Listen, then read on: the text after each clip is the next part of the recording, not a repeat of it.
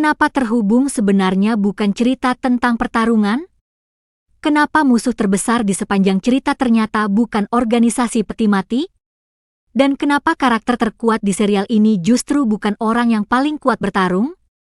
Kalau kita melihat part 20 sebagai akhir cerita, menurut gua terhubung bukan hanya berhasil menutup sebuah konflik, tetapi berhasil menyampaikan banyak pelajaran yang sangat dalam lewat setiap karakter yang muncul. Halo semuanya. Hari ini kita tidak lagi membahas prediksi, karena perjalanan terhubung akhirnya selesai. Hari ini kita akan membahas makna terbesar yang ditinggalkan oleh serial ini. Kalau kita mengingat kembali dari part pertama, semuanya berawal dari Epin. Seorang anak yang awalnya hanya ingin mencari kebenaran. Dia bukan tokoh yang langsung kuat. Dia juga bukan orang yang selalu menang. Bahkan berkali-kali dia kalah. Berkali-kali dia terluka. Dan berkali-kali dia hampir kehilangan nyawanya. Tetapi justru disitulah perjalanan seorang tokoh utama dimulai. Terhubung tidak pernah memperlihatkan seorang pahlawan yang sempurna. Justru penonton diajak melihat bagaimana seseorang tumbuh melalui rasa sakit. Semakin besar cobaan yang diterima Epin, semakin besar pula tanggung jawab yang harus dia pikul. Lalu muncul Arto. Seorang teman yang selalu berada di samping Epin. Kalau diperhatikan, Arto bukan karakter yang paling kuat. Tetapi dia adalah simbol dari kesetiaan. Dia berkali-kali mempertaruhkan nyawanya demi sahabatnya. Bahkan ketika semua orang menyuruh mundur, Arto tetap mencari cara menyelamatkan Epin. Dari sini kita belajar bahwa seorang sahabat bukanlah orang yang selalu bisa menyelesaikan masalah, tetapi orang yang tetap tinggal ketika semua orang memilih pergi. Kemudian ada Boris. Karakter ini menunjukkan bahwa keberanian bukan berarti tidak takut. Boris berkali-kali mengakui dirinya takut, tetapi dia tetap maju. Dan justru itulah arti keberanian yang sebenarnya. Bukan menghilangkan rasa takut, melainkan tetap melangkah meskipun rasa takut itu ada. Karakter berikutnya yang menurut gua paling berkembang adalah Joler. Awalnya dia terlihat keras, mudah marah, selalu ingin menyelesaikan semuanya dengan kekuatan.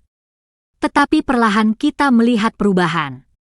Dia mulai berpikir sebagai seorang pemimpin.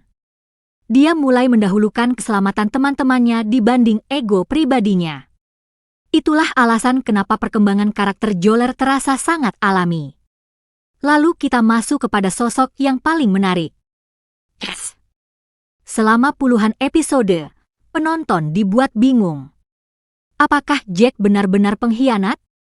Atau sebenarnya dia sedang menjalankan rencana yang jauh lebih besar?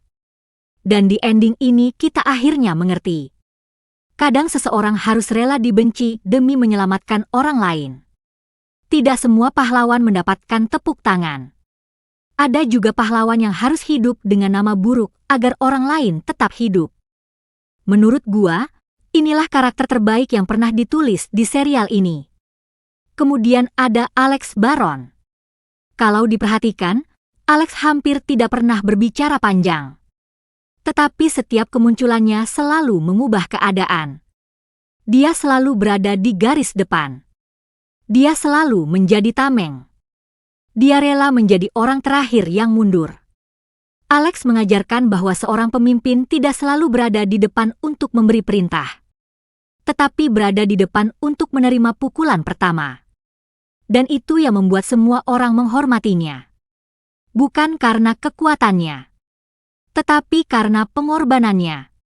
Sekarang kita bicara mengenai mata hitam. Banyak orang mengira mata hitam hanyalah kekuatan. Padahal menurut gua, mata hitam adalah simbol. Simbol bahwa kekuatan tanpa kendali akan menghancurkan pemiliknya sendiri. Semakin Epin mengandalkan mata hitam, semakin besar dirinya kehilangan jati diri. Ini adalah metafora yang sangat kuat. Dalam kehidupan nyata pun begitu. Kemarahan, kebencian, ambisi, semuanya bisa memberikan kekuatan sesaat. Tetapi jika tidak dikendalikan, semuanya akan mengendalikan kita. Lalu bagaimana dengan organisasi peti mati? Mereka bukan sekadar kelompok jahat.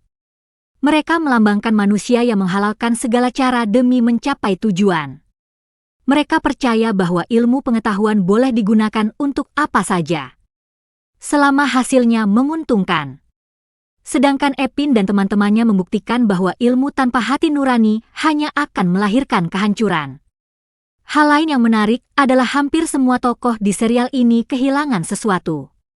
Alex kehilangan teman. Ki Jong kehilangan kebebasan. Jack kehilangan kepercayaan. Peter kehilangan arah. Epin hampir kehilangan dirinya sendiri. Artinya, tidak ada kemenangan yang benar-benar gratis. Semua kemenangan selalu dibayar dengan pengorbanan. Kalau ada satu kalimat yang menurut gua menjadi inti dari Terhubung, mungkin kalimat itu adalah, kekuatan terbesar bukanlah kemampuan mengalahkan musuh, tetapi kemampuan mengendalikan diri sendiri. Karena pada akhirnya musuh terbesar Epin bukan Yoda, bukan Peter, bukan organisasi peti mati, melainkan dirinya sendiri. Ketika dia berhasil kembali dari pengaruh mata hitam, saat itulah dia benar-benar menang.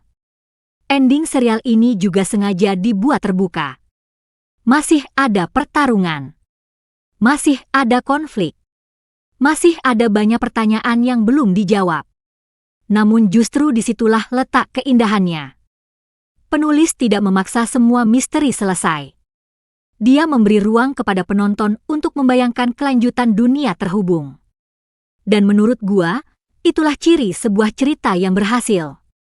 Karena setelah tamat, ceritanya masih hidup di kepala para penontonnya. Sebagai penutup, gua ingin mengucapkan terima kasih kepada kreator Terhubung. Karena berhasil menghadirkan sebuah cerita yang bukan hanya penuh aksi, tetapi juga penuh persahabatan, kesetiaan, pengorbanan, kepercayaan, dan keberanian untuk tetap menjadi manusia di tengah dunia yang penuh kegelapan. Terima kasih juga buat kalian semua yang sudah mengikuti perjalanan review ini dari part pertama sampai ending. Kalau suatu hari nanti Terhubung kembali dengan season baru, tentu kita akan bertemu lagi untuk membahas setiap misteri yang masih tersisa. Sampai saat itu tiba, tetap jaga semangat, tetap dukung karya animator Indonesia, dan sampai jumpa di video berikutnya.